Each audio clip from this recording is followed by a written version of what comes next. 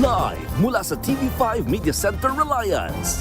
Kasama ang buong puwersa ng News 5. Ito ang 28th KBP Golden Dove Awards at 13th Makatao Awards Best TV Newscast. Frontline Pilipinas. Ang lala ng baha at traffic. Mga papasok sa trabaho, naipit ng ilang oras sa SLEX at Skyway.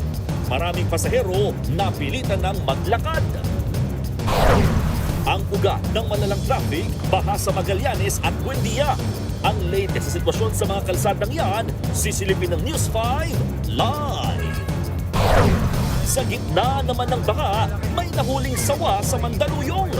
Habang ang dating PBA player na si Mac Cardona, ginawang swimming pool ang binahang Araneta Ave.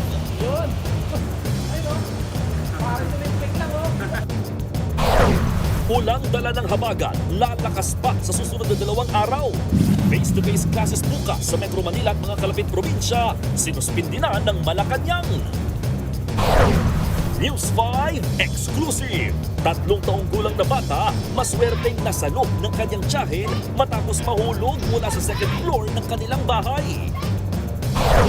Matapos ang mainit nilang face-to-face, Attorney Capunan at Ferrer nagyakapan sa impeachment court. At eto na nga, pelikulang Two Valid IDs ni Pokwang nangunguna sa takilya. Cinemalaya 2026 Awards Night, live na live mamaya sa Frontline.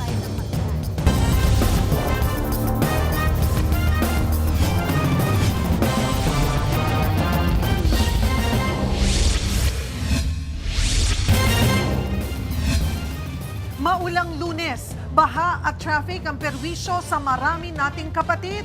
Nakabantay sa frontline ang buong pwersa ng News 5 para magbigay ng live update. Sa Buendia, Makati City, nakabantay si Mon Gualvez, habang sina Ian Suyo at Dave Abuel nasa magkaibang lugar sa Quezon City. Nasa Binahang, Maynila naman si Gary De Leon. Bantay EDSA si Gerard de la Peña at Mobile Journal Jazz Paredes. Si Mobile Journal Evan Tarinque ang nasa Marikina kung saan pinapayuhan na ang mga residenteng lumikas.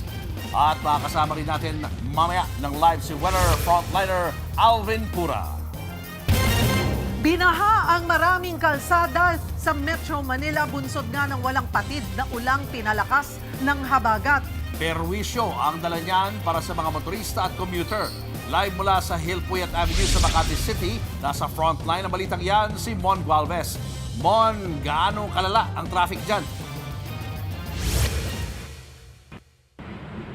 Nako, Julius, Cheryl, talagang nagbabagal ang takbo ng mga sasakyan dito sa bahagi ng Hillpuyat Avenue sa Makati dahil nakikita nyo naman sa likod ko, talagang baha pa rin dito sa lugar. Mahigit 6 ang bumuhos ang malakas na ulan pasado alas 12 hanggang alauna ng hapon kanina. Kaya nga ang mga commuter talagang nagkokomento na literal na nalunisan daw talaga sila.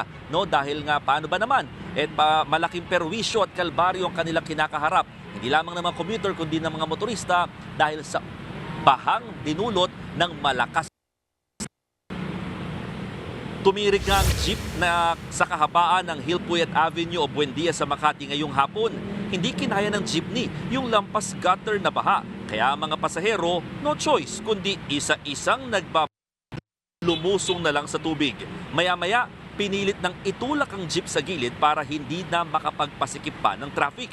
Ilang motorsiklo rin ang tinulak na lamang dahil pinasok na ng tubig ang makina.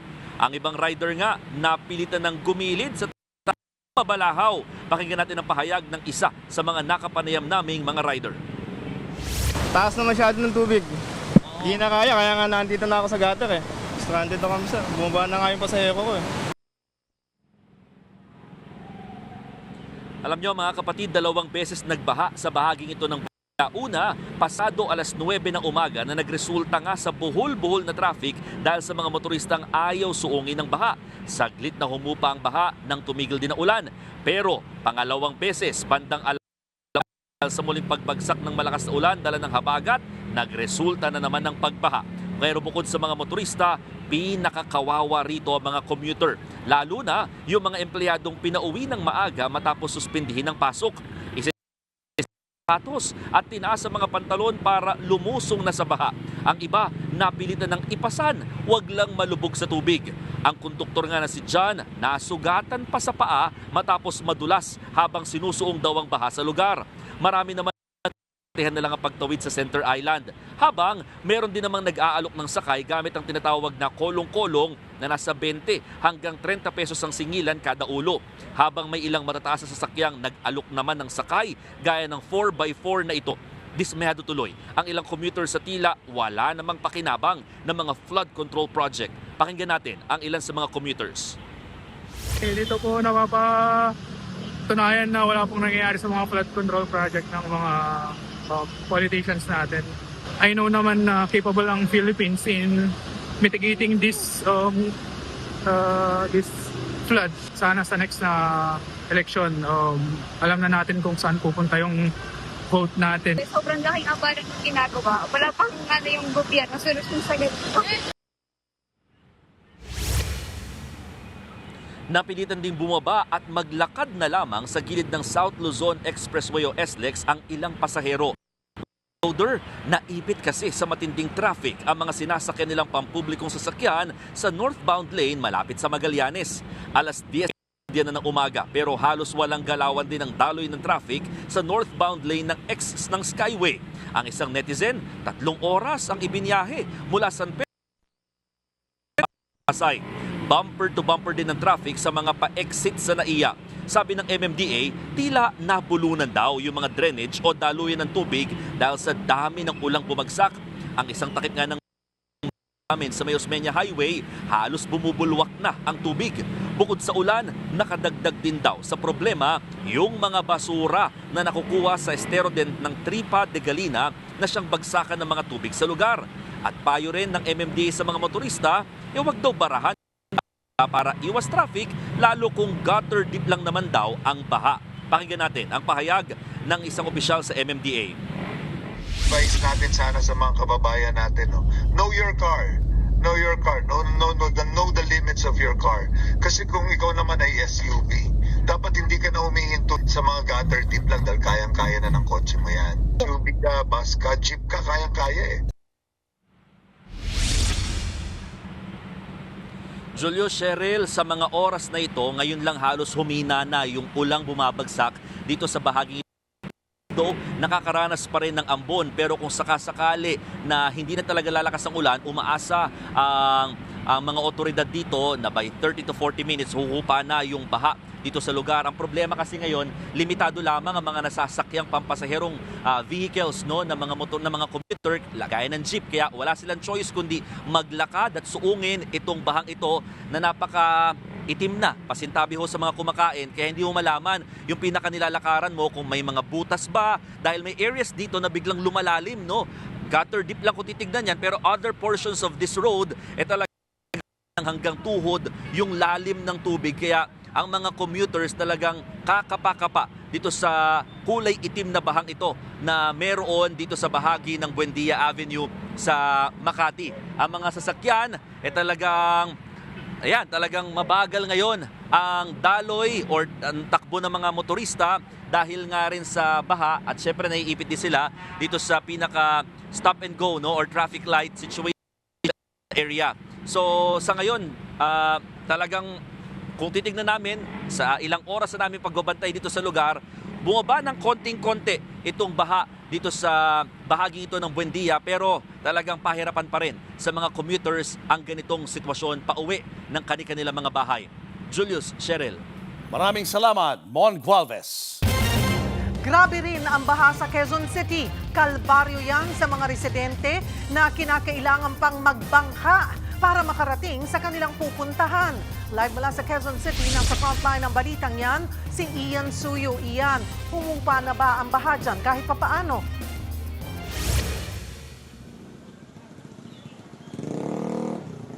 Cheryl, bagamat humupa ng bahagya yung baha, kalbaryo nga ang dinulot ng matinding pag-ulan na dulot ng habagat, no, sa iba't ibang bahagi ng Metro Manila. At kanina nga, maikwento ko lamang pasado alas 12 ng tanghali nang umalis kami mula sa TV5 sa Mandaluyong, patungo sana sa G. Araneta kung saan alam naman natin na isa sa mga pinakabinabahang lugar yan sa Quezon City.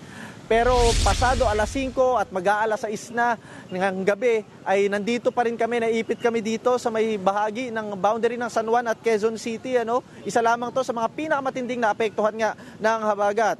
Kalbaryo ang bumungad sa mga kapatid nating binaha sa Quezon City at ang iba nga sa kanila kinailangan ng i-rescue. Lampas taong baa ang naranasan ng mga residente ng Barangay Tatalon sa Quezon City kanina. Ang magkakamag-anak nga na yan, bit-bit na ang kanilang mga kasamang bata, lalo't umabot na sa mahigit 5 talampakan ang taas ng tubig. Ganyan din ang sitwasyon sa Barangay Mariblo kanina.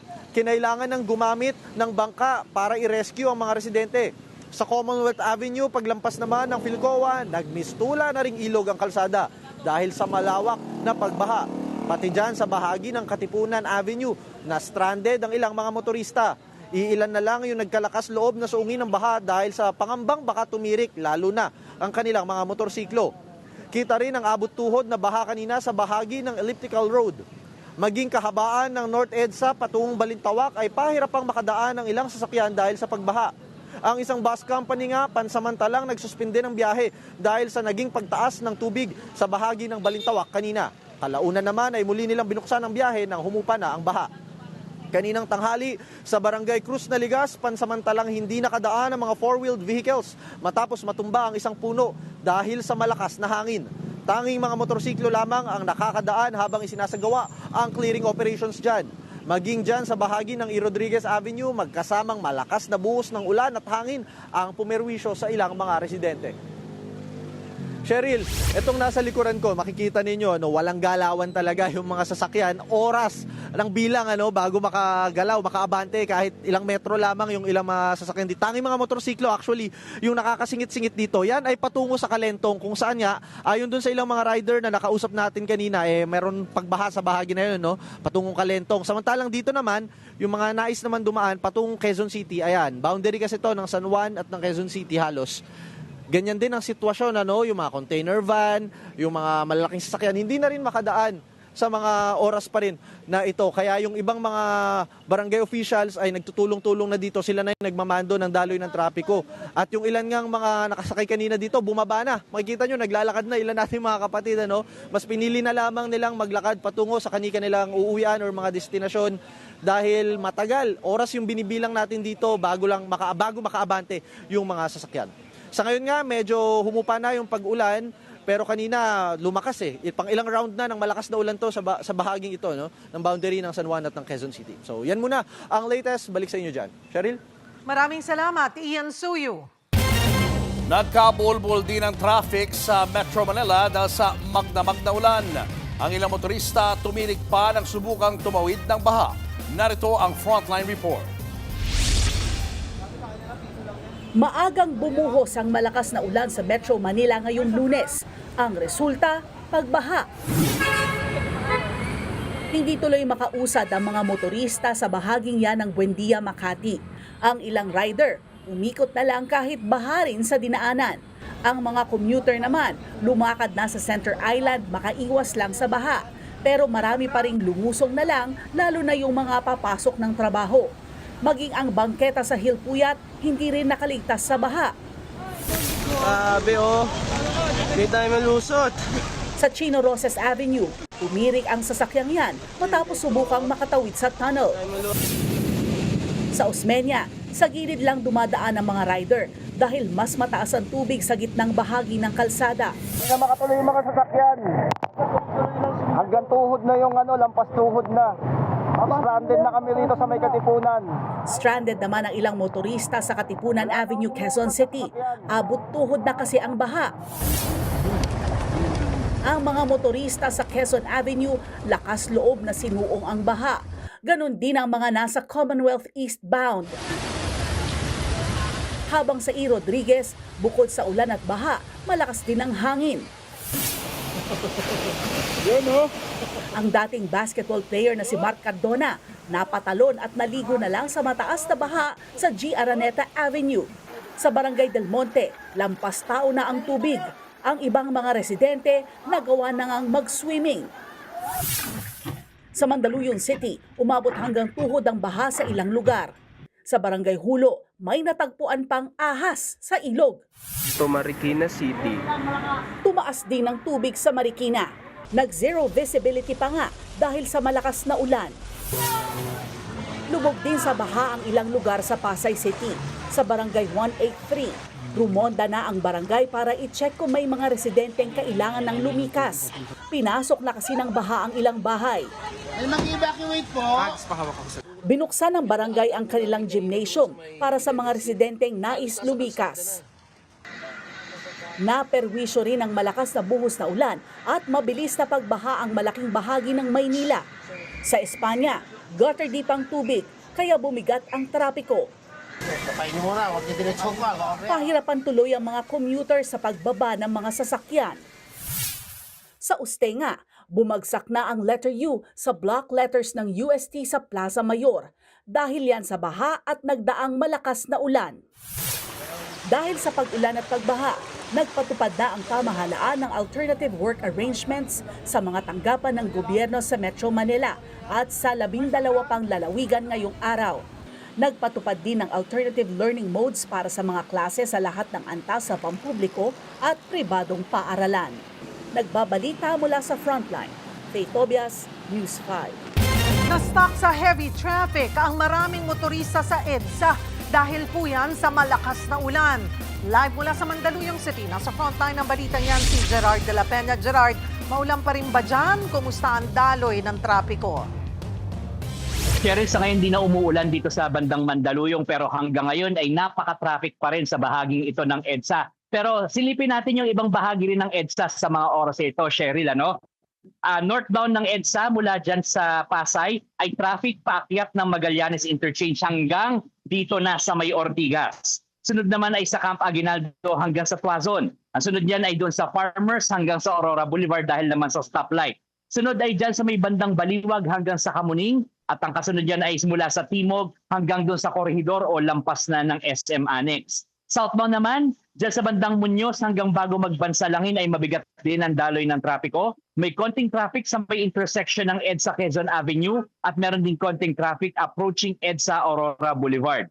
Sunod ay dyan na sa Annapolis hanggang sa EDSA Ortigas at magmula dyan sa may bandang Megaball hanggang Shaw Boulevard ay moderate naman ang takbo ng mga sakyan.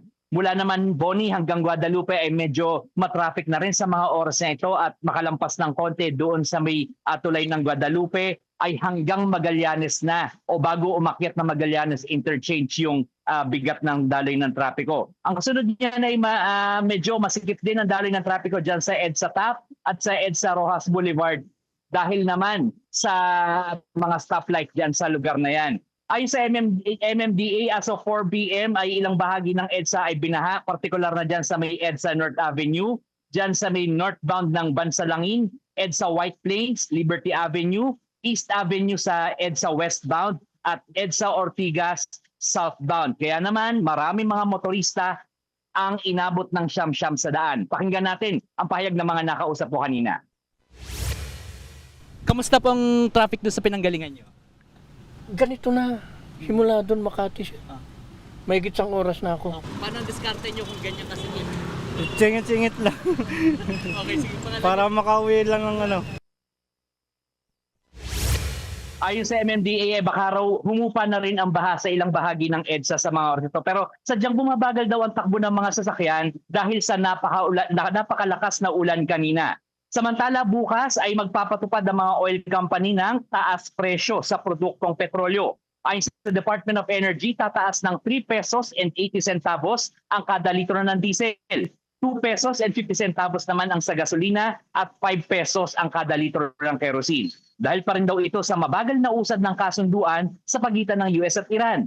Ayon kay Leo Bellas, presidente ng Jetty Petroleum, nakadagdag din dito ang paghina ng piso kontra dolyar. Ngayong maulan naman, nakaantabay din ang Department of Energy para maiwasan ng aberya pagdating sa supply ng kuryente. Pinag-iingat din ng ehensya ang lahat. Pakinggan natin ang pahayag ni Energy Secretary Sharon Garin.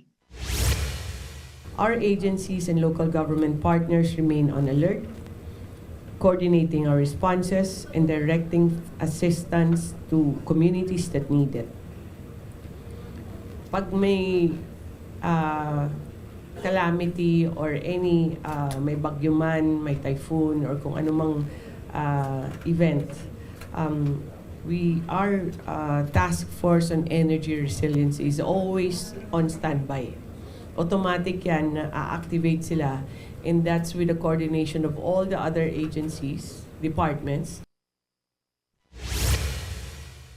Cheryl, itong nakikita nyo dito sa aking likuran ngayon, ito yung northbound ng EDSA dito sa may Reliance. At talagang napaka-traffic, napakabagal ng usad ng mga sakyan at nakikita rin natin dito. Talagang yung mga motorsiklo dito, best effort na talagang sumisingit na lang para sila ay makarating sa kanilang pupuntahan. Yung banda roon, yung southbound din ng EDSA, dito sa bandang ito ay medyo mabilis pa ang takbo ng mga sasakyan. Pero pagdating nga doon sa may bandang Boni hanggang Magallanes, ay napakabagal na ng daloy ng trapiko. So sa mga kapatid natin bumabiyahe sa EDSA ngayon, konting pasensya lang po, makakarating din tayo sa ating patutunguhan at ingat po dahil madulas ang kalsada ngayon at may konting bako pa. Sherry.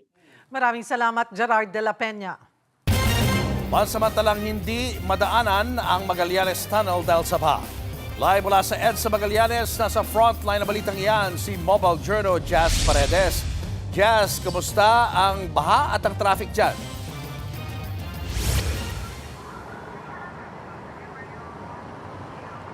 Julius, malakas na pag-ulan ang nararanasan dito sa Makati City ngayong gabi. Sa kasagsagan ng malakas na ulan kanina, na-stranded ang ilan sa mga motorista dahil sa matinding baha.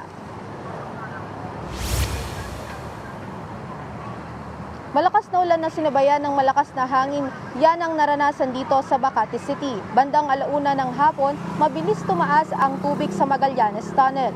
Nagsimula sa gutter deep, kaya naman una ay nadaraanan pa ito ng mga motorista. Pero ilang minuto lamang ang nakalipas, umabot na sa pulang linya ang level ng tubig sa tunnel. Nangangahulugang 2 talampakan na pataas ng tubig at umaabot na hanggang sa hita. Ang mga motorista hindi makadaan sa takot na tumirik sa kalsada. Ang isa sa mga nakausap natin, sinubukan munang sumuong bago idaan ang kanyang motor. Pero, wa-effect. Itinulak na lang niya ito habang lumulusong sa hanggang bewang na baha. Kaya naman mano-mano na lamang niya itong idinaan sa baha. Pero hindi lang mga motorista ang stranded, pati na rin ang mga commuter na dadaan sana. Ang isa, nabutan nating hindi na nakatiis at pinilit lumusong sa baha. Mula pa raw siya sa Zamboanga City at papunta sana sa isang job interview. Narito ang aking panayam. Saan po kayo papunta ngayon?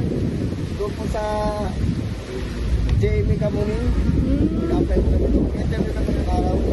Paano yan, sir? Makulan. Baka yung daan niyo, sir? Okay lang po, ma'am. Magkatrabaho bukas. Magpasok kami.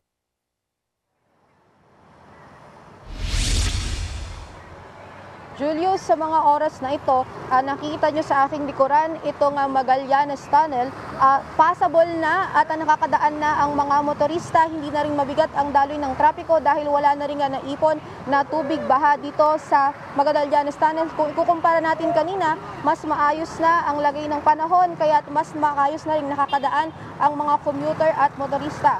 Ayon naman sa MMDA Metro-based, drainage ang nagiging problema, kaya naman naiipon ang tubig sa tunnel. Kanina naabutan nating puspusan ang pagtatanggal ng bara sa drainage sa tunnel. Pagdating ng 2:00 ng hapon, nadadaanan ng muli ang tunnel at maayos na muli ang daloy ng trapiko. Julius? Maraming salamat, Mobile Journal Jazz Paredes. Sunog naman ang nambulabog sa mga residente sa Valenzuela City. Isang nanay pa nga ang nakuha ng inililikas ang kabaong ng kanyang anak. Nasa frontline ng balitang yan, si Brian Castillo. Mag-aalas 2 ng madaling araw kanina, ginising ng apoy at makapal na usok ang mga residente ng Sitio Kabatuhan sa Valenzuela City. Kitang-kitang mabilis kumalat ang sunog sa dikit-dikit na mga bahay. Karamihan ay gawa sa light materials. Agad itinaas sa 2nd alarma ang sunog. 16 na fire truck ang rumisponde. Sa water supply po, para sigurado po na hindi tayo mabitin, and sa lawak din po ng sunog. Tumagal ng halos 5 oras bago nagdeklara ng fire out. Nasa 40 bahay ang nasunog. Naging pahirapan ang pag-apula sa apoy dahil makitid ang mga daanan. Nagsilbing evacuation center ng nasa mahigit 80 apektadong pamilya ang chapel at ang covered court ng barangay. Isa sa mga nasunugan, ang mag-anak ni April TV. Nakaburol pa man din sa kanilang bahay. Ang yumao niyang bagong silang na sanggol, dali-dali niyang binitbit palabas. ang munting kabaong ng anak na 1.5 araw lang niyang nakapiling ng buhay. Una ko po niligtas, dinala ko po dito yung baby ko po. Sobrang sakit po sa akin kasi di po siya mabigyan ng maayos na burol. Si Aling Virgie naman, hindi nakalimutang bitbitin ang 3 alagang aso. Inakyat ako, taol ng taol, tumalon sa teres. Sana napasok ako. Parang pangalawang buhay po to. Sabi ng barangay, may ilang nasugatan dahil sa insidente. Wala namang napaulat na nasawi. Tuloy pa rin ang investigasyon sa sanhi ng sunog. Nagbabalita mula sa frontline. Brian Castillo, News 5. Arestadong isang kawani ng LTO matapos masagasaan ang ilang tumatawid sa Antipolo City. Imbis na hintuan ng mga biktima, nakipaghabulan pa sa pulis ang suspect. Nasa frontline ng balitang yan si Carol De Asa. Sa kuha ng CCTV nitong August 14, makikita na dahan-dahang tumatawid ang mga babaeng ito sa pedestrian lane sa Sumulong Highway. Biglang humarurot at iniraro ng pulang sasakyan ang 2 babae. Isang naka-off-duty na pulis ang nakakita sa hit and run. Sa kuha ng dashcam ng pulis, makikita ang paghabol niya sa nakabanggang sasakyan. May pagkakataon pa na nag-overtake at nag-counterflow ang pulang sasakyan at nag-beating the red light. Sinubukan pa siyang harangan ng isang pulis pero tila babanggain pa niya. May isa pang sasakyan at motor ang humabol din. Boss, may nasigasaan ka doon. Baba ka doon, boss. May nasigasaan ka doon, boss. Pero nagpatuloy pa rin ito sa pagtakas. Umabot ng 10 minuto ang habulan. Kalaunan na corner at napatigil ng pulis ang sospek. Akala ko po, ihinto na po yung kotse na pula para tulungan yung mga biktima. Nagulat po ako, nagtuloy-tuloy po ng pag-alis sa area. Arestado ang sospek na si Alias Zam, 38 years old at isang kawani ng LTO. Isinugod sa ospital ang mga biktima na nagtamo ng sugat sa balakang at kaliwang binti. Tumatawid po yung kapatid ko sa pedestrian lane. Biglang merong umarurot na sasakyan. Then yun nga, nabangga yung dalawa sila nung ka-office mate niya. Sinabak na sa pwesto ang LTO employee. Pinakakansela na rin ng habang buhay ang kanyang lisensya. Hindi po. Hindi ko po sinasadya yan. Natakot po ako. Baka po ko yogi ng tao. Hihingi po ako ng tawad. Nakaharap sa kasong reckless imprudence resulting in multiple physical injuries at iba pang kaukulang kaso ang sospek. Nagbabalita mula sa frontline. Carol De Asa, News 5!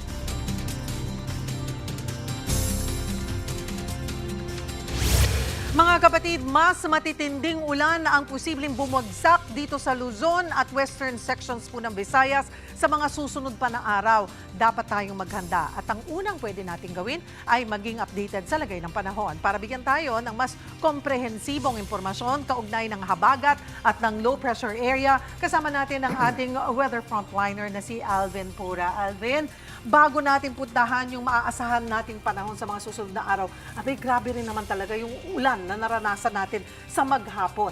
Saan-saang mga lugar yung talagang nakaranas sa matinding pag-ulan and how much rainfall yung ibinuhos? More than normal pa ba ito? Yes, Cheryl, yung ating mga pag-ulan, mostly concentrated dyan dito sa western section ng ating bansa. Yung ating pinaka-areas na nakatanggap ng mas maraming ulan, is itong ang La Union, Pangasinan, Zambales, Bataan, Occidental Mindoro, including Metro Manila. Ito, napag-alaman natin kanina, Cheryl. Nung kinuha natin yung data ng mga pag-ulan natin, is concentrated yung ating pinakamaraming pag-ulan dito sa Metro Manila mula alas 8 ng umaga. May mga pag-ulan na tayo ng mas maaga pa, pero mula alas 8 ng umaga hanggang alas 2, nakapagtala tayo ng 202.1 millimeters ng pag-ulan in the span of 5 hours. Yes, kaya kapansin-pansin naman na nagba or nagdulot ito ng malawakang pagbaha sa Metro Manila dahil yung amount ng pag-ulan is na-concentrate in a very short time. Kung ikukumpara natin ito sa pag-ulan natin ngayong buwan ng Agosto, ito ay halos kalahati. Kalahating buwan na yung ibinuhos sa loob lamang ng 5 yes, oras. Yes, Cheryl, 500 millimeters o nasa around 500 millimeters na pag-ulan in 1 month yung ating average o yung ating normal rainfalls sa buwan ng Agosto sa Metro Manila or Science Garden. Ito nga, almost 1/2 yung naidulot na pag-ulan. Ngayong umaga lang yan hanggang patanghali. Humuhupa na nga. Doon sa mga iba't ibang correspondents natin, sabi nila, medyo humupa na yung ulan. Ganito na ba? Gumaganda na ba ang panahon? Or ganyan pa rin ang aasahan natin sa mga susunod na araw? Hopefully, Cheryl, hindi na natin maabot ito, pero magpapatuloy kasi yung epekto ng habagat. In the next 2 to 3 days, meron pa tayong may kalakasang habagat. Kung kailan natin ito makikitang hihina, most probably meron pa tayong 5 days na aktibo yung habagat. In the next 2 to 3 days, doon may kalakasan pa ito. By weekend, meron tayong inaasahang pag-recede o pag-atras nito. Pero etong susunod na 2 hanggang 3 araw, may kalakasan pa rin ang epekto ng habagat. At Bakit? magpapaulan pa rin yan dito sa kanlurang bahagi natin bansa, including Metro Manila. Sige, Alvin, bakit? Bakit ganito pa rin ka-active ang ating hanging habagat? Yes. Ano ang nakaka-apekto? Sa ngayon, Cheryl, meron tayong tinatawag na monsoonal trough. Nangyayari yan kapag ganitong panahon ng habagat. Ito yung ating general area sa itaas na bahagi ng ating bansa na may kababaan yung pressure. Ito yung parang intertropical convergence zone kapag panahon ng habagat. Diyan kadalasan nagsisimula yung ating mga bagyo o low pressure area. Paanakan yan ng mga low pressure area. Sa katunayan, meron tayong binabantayang low pressure area. Paanakan talaga. oo. Oo. Dito nagbo-boom yung ating mga Oo. low pressure area. Ito, meron tayong binabantayang low pressure area ngayon na huling namata ng Pag-asa sa line 1,160 kilometers east ng Northern Luzon. Ito ngayon ay hindi natin inaasahang tatama sa lupa. Bagamat may chance maging isang ganap na bagyo, pwede itong maging bagyo pero nasa mababang kategorya ng bagyo. Ito ay kikilos papunta dito sa may Taiwan at southern portion ng Japan. Pero, kaya nang binabanggit natin, itong mga nakaraang pagkakataong nag-uusap tayo dito, Cheryl, kapag dumadaan yan dito sa itaas na bahagi nating bansa, yung ating magic square o yung ating general area dyan is nagpapalakas yan ang ating habagat. Nagdumadaloy papunta dyan yung ating habagat. So, in the next few days, makikita natin na magpapatuloy ang epekto ng habagat habang kumikilos itong ating binabantayang sama ng panahon dito sa itaas na bahagi ng ating bansa. Cheryl? So babantayan natin itong low pressure area na ito at nandoon din daw yung posibilidad na may mabuong isa pang circulation at titignan natin kung magsasani puwersa at posibleng ang maging isang bagyo. So hopefully not kasi mas may enhance niya ang hanging habagat. But for now, Alvin, sa mga susunod na araw, anong mga probinsya ang kailangan pa ring maghanda? Yes, Cheryl, base sa pinakahuling weather advisory ng Pag-asa, meron pa rin tayong mga up to intense, heavy to up to intense rains sa mga areas nga ng Benguet, La Union, Pangasinan, Zambales, Occidental Mindoro, at yung ating mga light, moderate to at times heavy rains. Posible pa rin yan dito sa mga areas ng Ilocos Sur, Tarlac, Pampanga, Abra, Bulacan, Nueva Ecija, including Metro Manila. Again, sa mga susunod na araw, kailangan pa rin natin mag-ingat dito sa Metro Manila at mag-ready sa mga posibleng pagbaha. Cavite, Laguna, Batangas, Rizal, Oriental Mindoro at Antique. Mostly, western section yan ng ating bansa. In the next 2 to 3 days, magpapatuloy po yung maka-apekto sa ating bansa. At Cheryl, makikita natin, nag-fluctuate yan, kung napapansin nyo, lumilipat-lipat yan ng area, yung ating axis ng ating habagat. Pero generally, etong western section ng Northern, Central Luzon, including Mimaropa. Diyan natin nakikita yung ating mga pagulan. Dulot ng habagat, Cavite, Batangas, Metro Manila. Yan, magpapatuloy sa And mga also susunod parts na of Western Visayas Western Visayas, umaabot yan dito sa may area ng Panay Islands. Pero kumpara dito sa mga pagulan natin sa Luzon, meron tayong mga pagulan dyan at malalakas din yan kapag meron tayong thunderstorms. Pero mostly, dito sa western section ng Luzon, yung ating concentration ng mas marami at mas madalas sa pagulan. Pasadahan din natin kumusta rin yung panahon sa nalalabing bahagi ng Visayas at Mindanao. Yes, Cheryl. Buti tinanong mo yan dahil may kabaliktaran yung ating mga pagulan ngayon. Dahil dito lang yan sa Luzon. Actually, sa Mindanao may kainitan pa rin. At hindi umaabot yan yung epekto ng ating habagat o southwest monsoon. Matataas din po yung ating mga heat index yan. Ito ay epekto na rin ng ating tinatawag na El Nino. At marami nagtataka, El Nino ngayon, bakit may pagulan, bakit may pagbaha? Parte po yan ng epekto ng El Nino. Sa kabuwang taon na aktibo yung El Nino, sa kabuwang natatanggap nating pagulan, mas mababa yun sa average. Pero pwede pa rin pong umulan dahil panahon ng habagat ngayon. At enhanced habagat nga ay epekto ng El Nino dahil mas madalas dumadaan yung ating mga bagyo dito sa itaas na bahagi ng ating bansa. So common misconception yan, Cheryl. El Nino pa rin ngayon, aktibo po iyon. Ito po ay kalagayan ng ating karagatan sa gitnang Pasipiko. Hindi po ito kalagayan ng ating panahon. Ito po ay climate. So ito may dalawang epekto, enhanced habagat at tagtuyot sa huling bahagi ng taon hanggang sa susunod na taon. Sa dry season natin, susunod na taon. At ramdam nga yan sa ibang bahagi ng ating bansa, particularly dito sa Mindanao at Visayas. May mga area sa Visayas din na mataas ang sikat ng araw. O ayan mga kapatid, huwag tayong magpakampante kahit na medyo humihina-hina or tumitila ang ulan. Magpapatuloy pa raw ito hanggang midweek, hanggang Miyerkules. Maraming salamat ating weather frontliner, Alvin Pura. Inilikas ang nasa 100 pamilya dahil sa mataas na baha na naranasan sa ilang barangay sa Quezon City. Live mula sa Quezon City, nasa frontline ng balitang yan si Dave Abuel. Dave, gaano kataas ang naging pagbaha dyan? Julius, abot hanggang second floor ng mga bahay ang pagbaha dito sa Barangay Rojas District dahil sa mayat-mayang malalakas na buhos ng ulang dulot ng habagat. Ayon sa barangay, kabilang sa apektado ng hanggang ikalawang palapag na baha ang mga bahay sa Gumamela, Waling-Waling at Kampupot Street. Abot dibdib naman ang tubig sa Hasmin, Umbel at Scout Reyes. Low-lying areas daw kasi ang mga ito kaya madaling maipon ang tubig. Ayon sa barangay, nagsimula raw makaranas ng pagbaha bandang alas 8 ng umaga. Umupa raw ito ng saglit nang humina at tumigil ang pag-ulan. Pero laking gulat daw nila nang muli na namang umulan ng malakas bandang tanghali na tuluyan ng nagpalala sa baha. Ang tansya ng barangay, nasa 100 pamilya ang kinailangang ilikas dahil sa baha. 2 evacuation centers na ang inilaan ng barangay para sa mga pamilya. Isa sa General Rojas Elementary School at isa dyan sa Rojas Gymnasium.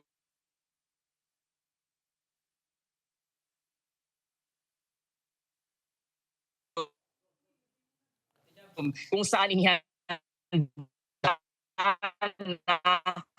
ang mga modular tulong medikal ang mga lumikas. Kasalukuyan ng para magsilbing pangatlong evacuation center. Julius, sa ngayon ay patuloy pa rin itong mayat-mayang ulang nararanasan sa Quezon City. Bahagya ng humupa ang mga baha rito sa Barangay Rojas District.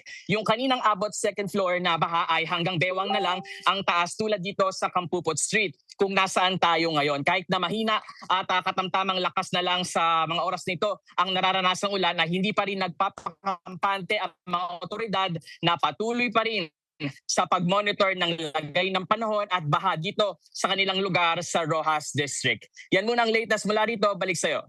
Maraming salamat, Dave Abuel.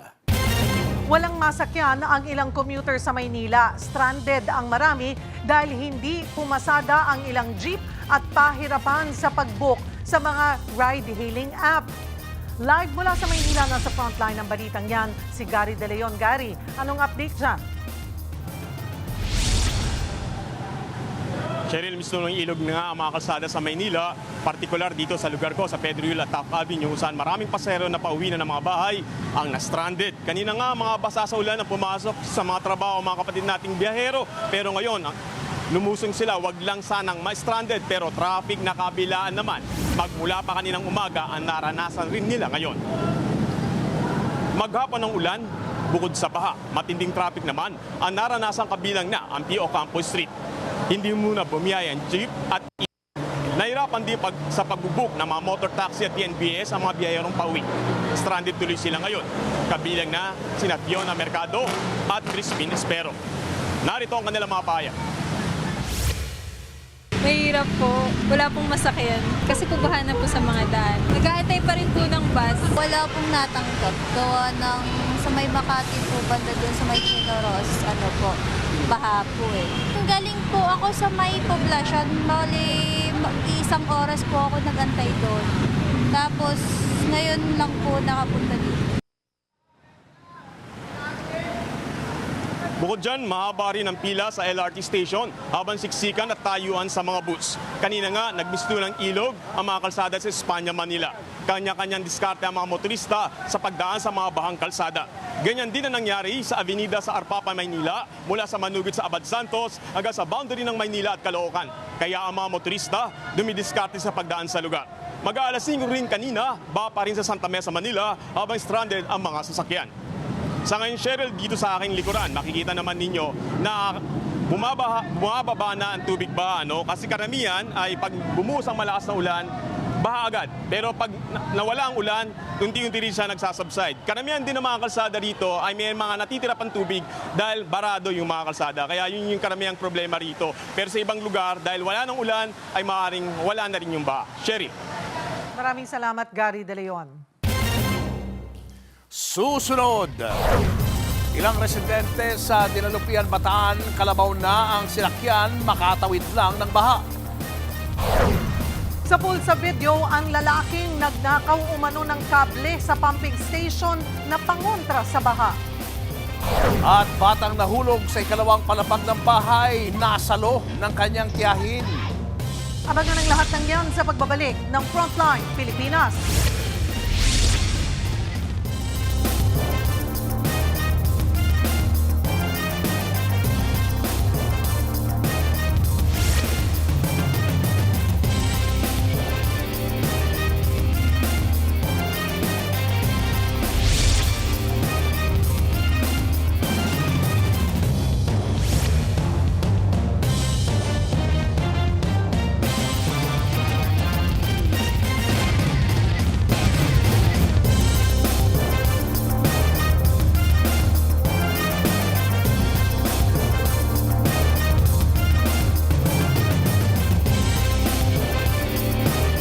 Mga kapatid, Julius Babaw po, nasa Middle East o saan mang dako ka ng mundo, manatiling may alam at may pakialam sa mga mainit na balita dito sa ating bansa. Simulan po natin ang bawat araw sa tuloy-tuloy na balitaan sa Frontline. Mag-follow at mag-subscribe sa social media pages ng News 5. Pinayuhan ng lumikas sa mga residenteng nakatira sa mga mababang lugar sa Marikina City. Patuloy pa kasi ang pagtaas ng tubig sa Marikina River. Live mula sa Marikina City, nasa frontline na balitang yan si Mobile Journal Evan Tarinque. Evan, maulan pa rin ba dyan? Julius, nasa 16.9 meters na o second alarm ang water level sa Marikina River as of 6:30 p.m. this evening. Dahil dyan, pinayuhan ng lumikas ang mga residente sa mga low-lying areas na posibleng maapektuhan ng pagbaha. Mabilis ang pag-angat ng tubig sa Marikina River. Sa loob ng halos 2 oras, umabot na ito sa second alarm. Ayon kay Marikina Mayor Maan Teodoro, bunsod ito ng torrential rainfall na nagdala ng malaking volume na tubig sa Marikina at mga kalapit na lugar. Nasa 120 millimeters ang naitalang rainfall mula kahapon hanggang kaninang 1:00 ng hapon. Patuloy din ang monitoring ng Marikina LGU sa pagdating ng tubig mula Antipolo, Montalban at iba pang bahagi ng Rizal na posibleng makadagdag ng volume ng tubig sa ilog. Kanina, gutter deep na ang tubig sa ilang kalsada sa Marikina, kabilang ang St. Bernadette Street sa Provident Village. Nahirapan na rin makatawid ang ilang sasakyan dahil sa taas ng tubig sa kalsada. Samantala, nag-deploy na ang Marikina LGU ng anti-declogging teams para alisin ang mga basurang posibleng humadlang sa daloyan ng tubig, lalo na sa mga galing sa matataas na lugar. Kasabay nito, bukas na rin ang 23 evacuation center sa lungsod. Julius, sa pinakahuling impormasyon na ating nakuha, na patuloy minomonitor ng lokal na pamahalaan ang barangay Tumana at Malanday kung saan pinakamataas ang kanilang na-monitor na pagbaha. Nag-anunsyo na rin si Mayor Maan Teodoro ng suspension ng klase sa lahat ng antas bukas, both public and private school. Julius. Maraming salamat, Evan Tarinque. Hassle ang biyahe ng mga residente sa Dinalupihan, Bataan dahil sa bahang kalsada. Pati nga ang Kalabaw, abay sinakyan na po ng ilan habang tumatawid sa tubig. Habang ang iba naglalakad kahit abot bewang ang baha. Mas mababaw naman ang tubig sa ilang lugar.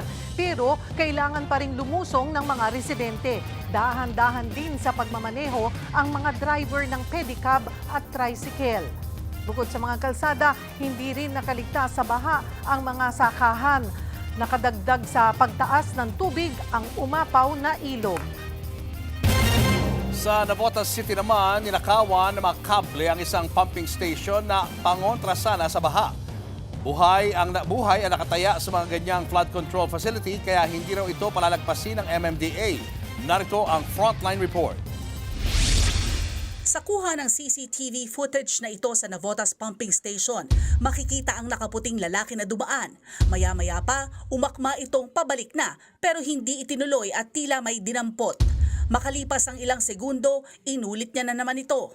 Ang video, ipinost mismo ni MMDA General Manager Nicolas Torre III at ang lalaki raw sa CCTV footage, puntirya pala ang humigit kumulang 8 hanggang 10 metrong kable ng pumping station.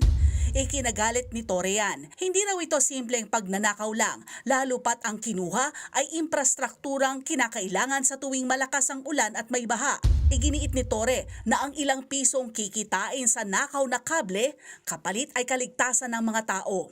Siniguro rin niyang mapapanagot ang suspect. Ayon sa inisyal ng investigasyon, may barilang kawatan kaya hindi nakapalag ang naka-duty na gwardya. Nanawagan naman si Torres sa publiko na ipagbigay alam agad sa mga kinauukulan kung may makita mang kahina-hinalang kilos sa mga pumping station o anumang flood control facilities. Ang mga pumping station ang sumasalok ng baha para ibuga sa mga ilog at dagat. Patuloy na tinutugis ang kawatan. Nagbabalita mula sa Frontline, Faye Tobias, News 5. Susunod, 3 taong gulang na bata nahulog mula sa second floor ng kanilang bahay. Sampu sa video, kotse sa Commonwealth Avenue nagliyab. At pelikulang Two Valid IDs ni Po Kwang nangunguna sa takilya ng Cinemalaya 2026. Ang mga big winner, abangan live mamaya.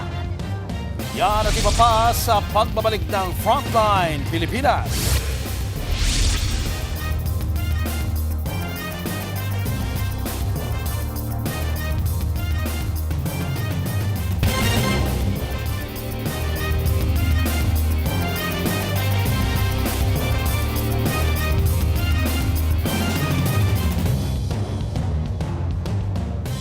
Mga kapatid, Julius Babaw po.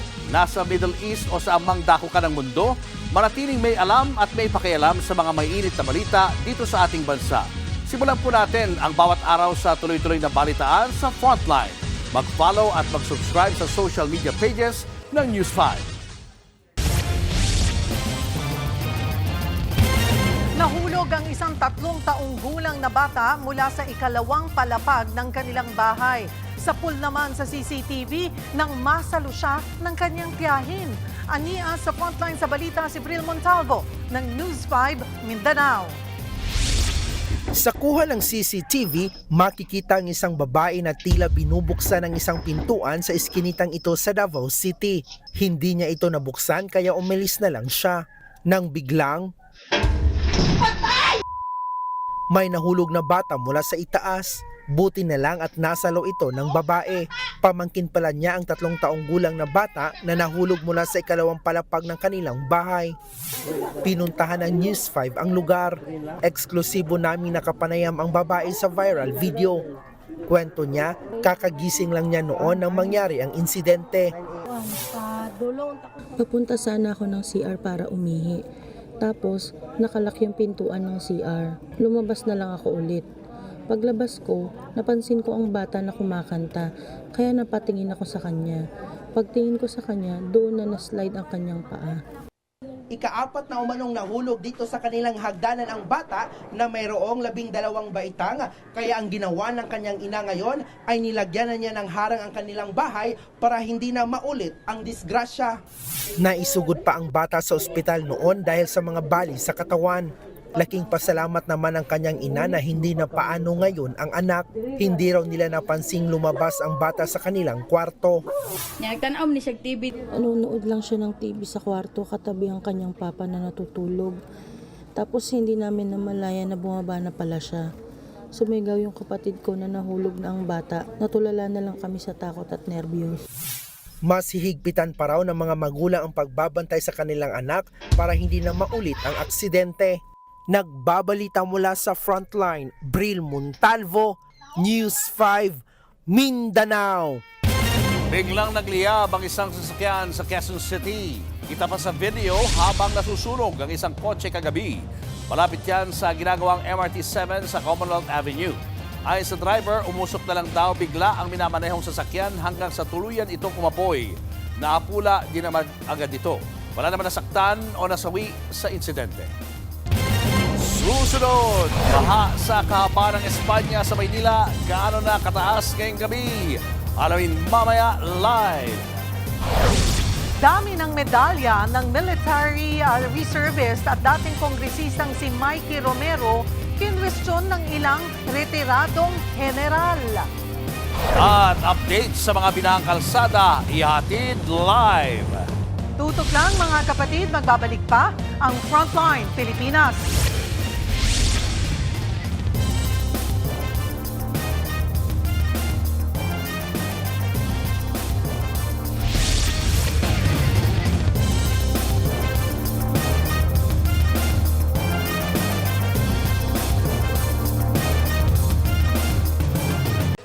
Mga kapatid, Cheryl Cosim po. Nasa Estados Unidos, Canada o saan mang dako ka ng mundo, manatiling may alam at may pakialam sa mga mainit na balita dito sa ating bansa.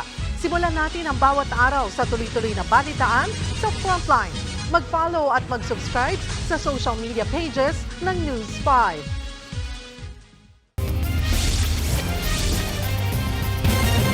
Kahit simbahan sa Bulacan, hindi pinatawad ng magnanakaw ang tinangay ng salarin mga gamit para sa misa. Narito ang Frontline Report. Kulang-kulang na ang mga gamit sa simbahang ito sa Santa Maria, Bulacan matapos ransakin ng kawatan. Ayon sa isang barangay health worker, Biyernes nang sitahin niya ang isang lalaking pilit binubuksan ang padlock ng simbahan. Baka may ginawa kang hindi maganda. Sabi wala daw po, siya raw po ang tagabantay ng simbahan. Hindi na po ako humibo kasi natakot ako eh. Malalaki yung braso niya eh. Pero duda raw ang health worker, kaya nagpatulong siya sa mga kasama. Yun nga lang, hindi nila naabutan ng lalaki. Sira na rin ang padlock at pintuan ng simbahan. Ayon sa kapitan ng barangay, kasama sa mga nanakaw ay 2 kandelabra na lalagyan ng kandila, mga gamit sa misa gaya ng chalice, lalagyan ng ostya, patungan ng poon at 3 bell. Inaalam pa kung magkano ang halaga ng mga natangay. Nakikipag-ugnayan na ang barangay sa mga pulis para matukoy ang suspect. Nagbabalita mula sa Frontline, Ana Cruz, News 5.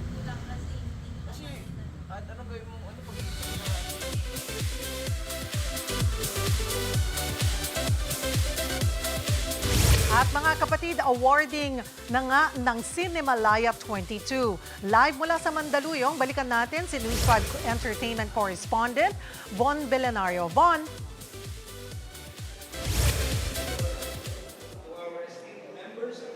Yes, Cheryl, mga kapatid, ito nga kasisimula lang ng official awarding ceremony para sa Cinemalaya 22 dito nga sa Shangri-La Plaza sa Mandaluyong City. At Cheryl, mga kapatid, talagang hindi napigilan ng malakas na ulan ang pagdagsa ng mga bigating artista, mga miyembro ng produksyon ng mga kalahok na sa Cinemalaya 22, pati na rin yung mga jury member at executive. Talagang full force ang mga cast at produksyon ng Cinemalaya para nga dito sa awarding ceremony. Lahat ng kalahok sa full length at short film categories, positibo ang aura dahil sa tagumpay ng kanilang mga pelikula. Sa latest box office result na inilabas ng pamunuan ng Cinemalaya, ilang pelikula ang nangunguna sa iba't ibang takilya mula sa iba't ibang sinehan kung saan ipinapalabas ang Cinemalaya ngayon. Maglalaban-laban naman sa iba't ibang kategory ang mga kalahok at inaasahan ang matinding sagupaan lalo na sa Best Film, Best Actress, Best Actor, Best Director, Best Screenplay, pati na sa mga technical, iba pang acting at production categories. Cheryl, mga kapatid, ayan kasalukuyan, ongoing ang opening, ang closing ceremony at pati na rin ang awarding ceremony nga dito sa Shangri-La Plaza. Kanina, Cheryl, bago tayo magsimula, nakakwentuhan natin yung isa sa mga jury member ng Cinemalaya 22 para sa full-length category at sinabi niya talagang mahigit 3 oras silang nag-usap at nagkaroon ng deliberation para nga piliin yung mga mananalo ngayong gabi. Talaga daw it's a good problem dahil lahat ng mga entry, mapa full length man o mapa short film category ay grabe yung ganda at galing. Kaya naman deserve daw ng mga Pinoy audience ang Cinemalaya 22 pati na ang pelikulang Pilipino. Isa pa, Cheryl, mga kapatid, magandang ipunto na isa ang Cinemalaya sa mga local festival na hindi nire-release yung mga nominees in advance. Kaya naman lahat dito nakatutok at nag-aabang kung sino-sino nga ba ang mga mananalo para sa iba't ibang category sa Cinemalaya 22. Siyempre, mapapanood natin yan at aalamin natin yan at ibabalita natin ang mga latest na nangyayari dito sa TV5 at sa News 5 bilang isa sa mga official media partner ng Cinemalaya 22. Yan ang latest mula rito sa Mandaluyong. Cheryl. Maraming salamat, News 5 Entertainment Correspondent Von Belenario. Susunod, baha sa Kapa ng Espanya sa Maynila, gaano na kataas ngayong gabi? Alamin mamaya live. At kung hindi ulan at baha, sumabog na bulkan naman ang naganap sa ibang bansa. Tutok na mga kapatid, magbabalik pa ang Frontline Pilipinas.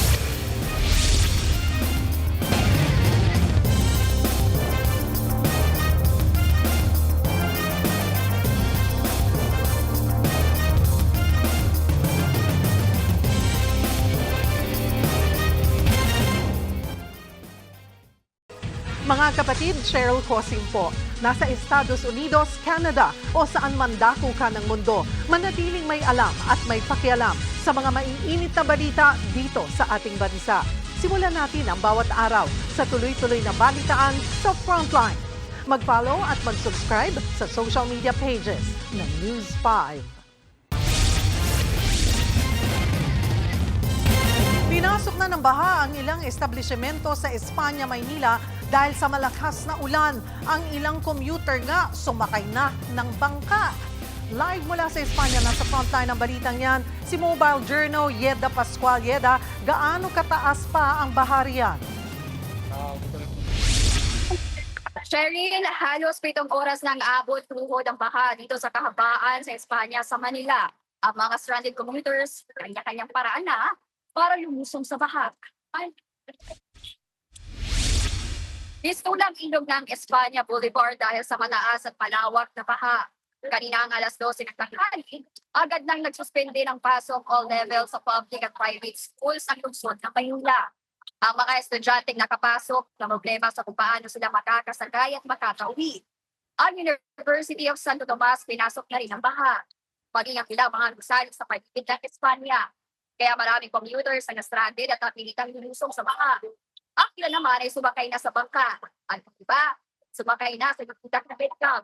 Pero kanina pasado alas 3 sa hapon, may libreng sakay na kumikot sa lungsod. Tulad Taft Avenue to Rizal Avenue, Divisoria to Taft Avenue at Santa Cruz to Union Avenue. Alas 7 na ng gabi pero ganito pa rin ang sitwasyon dito sa Espanya, sa Manila. May panakanak ang patulan pero ang baha hindi pa rin nakukupa.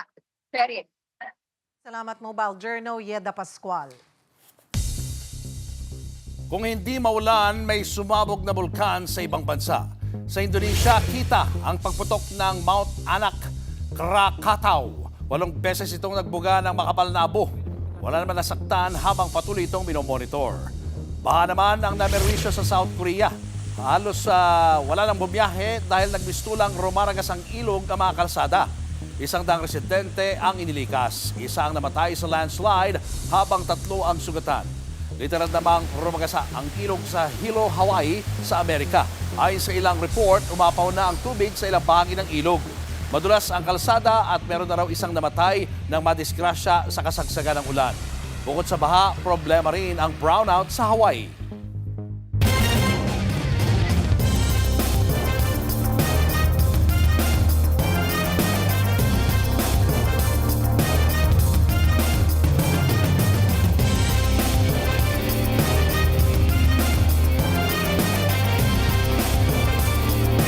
Mga kapatid, Julius Babaw po, nasa Middle East o saan mang dako ka ng mundo, manatiling may alam at may pakialam sa mga mainit na balita dito sa ating bansa.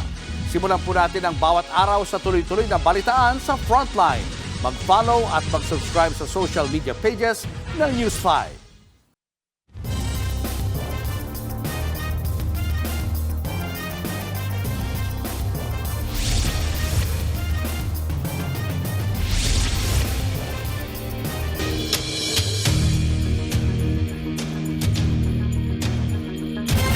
Inireklamo ni Senator Judge Erwin Tulfo ang umano'y panloloko ng dating Special Disbursing Officer ni Vice President Sara Duterte na si Gina Acosta.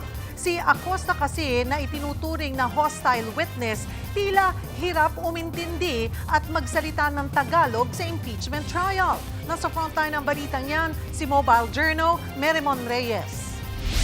Unang hostile witness sa impeachment trial ni Vice President Sara Duterte ang kanyang dating Special Disbursing Officer na si Gina Acosta.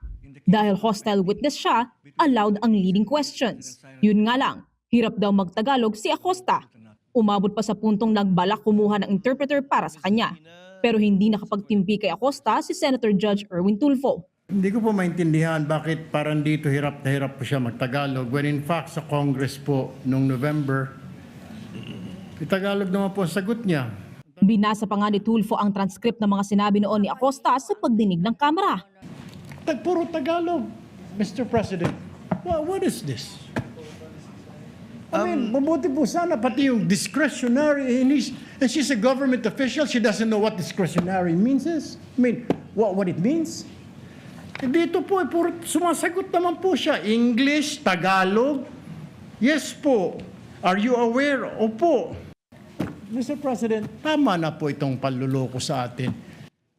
Bago naglabas ng inis niya si Tulfo, ilang beses nahirapan ang prosekusyon at depensa kay Acosta dahil tila nalilito siya sa mga tanong, partikular nung busisiin ang accomplishment report ng 125 million confidential funds ng OVP. Kinwestiyon ni Prosecutor Attorney Amado Ligutan kung pwede bang maglaan ng budget kahit wala pang detalye kung para saan ito gagastusin, basta may nakalagay lang na para sa good governance program ng OVP. Pwede yung isama doon sa liquidation report ng kahit anong aktibidad so long as sasabihin nyo parte yan. Governance. Tama po ba? What's the basis? What's the objection? Your Honor. It's not counsel. In fact, I think that's one of the questions some of the senator judges will ask. Ma'am, naintindihan niyo po yung tanong? I can ask that in Bisaya.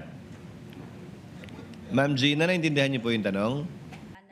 Sagot ni Acosta, kakarelease pa lang kasi ng special allotment release order kaya wala pang numero o percentage. Pero muling nagkaproblema sa wika. May mga activities, programa, kalihukan in Bisaya reflected in the reports, accomplishment reports, na hindi naman mababasa, makikita, nailista sa physical and financial plan. Tama po ba? Libog. Nalito ako, Your Honor. Nalito ka. Anyways, Your Honor. Ma'am, sa accomplishment report, yes, Senator Judge Zubiri, would you like to offer your services?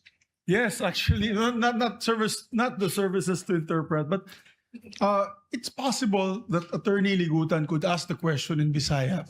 Kaya naman si Presiding Officer Cheese Escudero na ang nagtanong kay Acosta. Tagalog naman ang sagot niya. Ms. Acosta, ang tanong po sa inyo, may mga nilagay po kayong accomplishment report na wala dun sa physical and financial plan. Na sinabi nyo lamang o tinisip nyo lang, kasama yan sa good governance program. Ang nasulat sa accomplishment report, Your Honor, is yung mga expenses na allowable po sa confidential funds. Opo po yan, hindi yan nilagay doon sa physical and financial plan. Nakalagay lang po sa accomplishment report. Sa accomplishment report, Your Honor, kung actual. Kaya nga, doon nga lang po nakasulat. Sa physical and financial plan, wala po doon. Generic po ang sa Generic. physical financial plan, Your Honor. Hanggang sa napatayo na nga si Senator Judge Erwin Tulfo. Nanawagan siya kay Escudero at mismo kay Acosta na magtagalog na. Tumatagal lang daw ang paglilitis. Kahit po yung mga Bisaya po nakaintindi ng Tagalog, nakakasalita ng Tagalog, ano tayo sa ibang bansa? Ano tayo, mga Hapon, mga Chinese? I know, Miss Witness, you can understand Tagalog, you can speak Tagalog dahil nandito po ito. Ilang pahina po ito. Tagalog, English po, sumasagot kayo. Tinatanong kayo ng English, sumasagot po kayo. Bakit ngayon parang hirap na hirap? Kailangan i-translate sa Tagalog, sa Bisaya, sagot, Tagalog, Bisaya, Tagalog, Bisaya. Abutin tayo ng isang taon dito, Mr. President. Nagbabalita mula sa frontline. Mobile journalist Marymon Reyes, News 5. Matapos namang magkasagutan, nagkabati at nagyakapan pa sina Private Prosecutor Lorna Capunan at Defense Lawyer Christine Ferrer. Nangyari yan bago magsimula ika-16 na araw ng impeachment trial ni Vice President Sara Duterte. Sa isang interview, sinabi ni Attorney Capunan na kinumusta lang niya ang kapwa-abogado. Matatandang noong nakaraang linggo, ilang beses na nagkasagutan ng dalawa. Ginit kasi ni Kapunan na hindi pwede ang anyay misleading question ni Ferrer sa naturang testigo. Nag-kiss and makeup. No, she said no. No, I asked her if she felt hurt and all that. She said it was okay kasi I'm the age daw of her mother. Sabi ko, di naintindihan yung motherly love. Yes naman. So, we're good. Good naman kami talaga eh. Ma'am, yung Ako lang naman ang bad.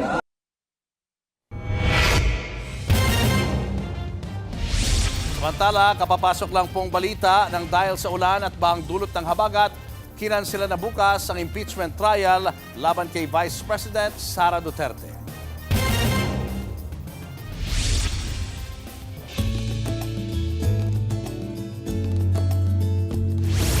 Hinatira ng tulong ng Alagang Kapatid Foundation ang mga binahang residente sa Barangay Frances sa Kalumpit, Bulacan. Nagdala ang Alagang Kapatid ng relief goods, personal hygiene kits at bedding sa mga residente. Apektado na kasi ang araw-araw nilang pamumuhay dahil sa paulit-ulit na baha, lalo kung malakas ang ulan na sinabayan pa ng high tide. Naging posible ang ating relief operation dahil sa patuloy na suporta ng ating mga partner at donor. Tuloy-tuloy po tayong magpaabot ng tulong sa mga kapatid nating nangangailangan. Para sa mga gustong makiisa, nasa inyo pong mga screen ang bank details ng Alagang Kapatid Foundation. Salamat po, mga kapatid. Yan. Ingat po tayo sa mga pag-ulan at mukhang mayroon pa mga habagat na mararanasan sa mga darating na Ang araw. sinasabi nga ni Alvin kanina, abay hindi lang yan ngayong araw ha, posibleng buong linggo. Pero pinakadelikado yung bukas at sa Miyerkules. Kasi nga may binabantayan pa tayong low pressure area. Oo, na magpapalakas sa habagat. At ganun pala yun, Julius, ano? Dahil, di ba, may El Nino phenomenon. So, akala tagtuyot. Pero dahil habagat ngayon, parang yung mga bagyo mas pinapalakas ng El Nino. Ito, mas pinapalakas ng El Nino yung habagat din. Kaya this amount of rainfall.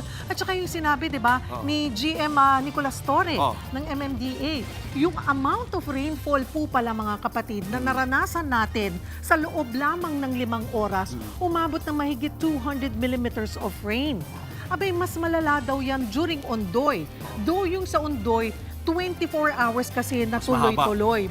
Buti na lang ito, 5 hours lang. Imagine mo, no? Kung nag-24 hours din, wala na, lubog na ang Metro Manila noon. Naku, Ay, pagdasal ho natin. Sana gumanda-ganda na ho ang panahon. Alright, tutok lang po sa TV5 sa 1PH signal para sa mga latest po. Ayan, sa RPTV, True TV 105.9 True FM. Kami po ang inyong mga kapatid sa Balitaan at Public Service. Walang iwanan sa Frontline Pilipinas at susunod na ang Sigabo.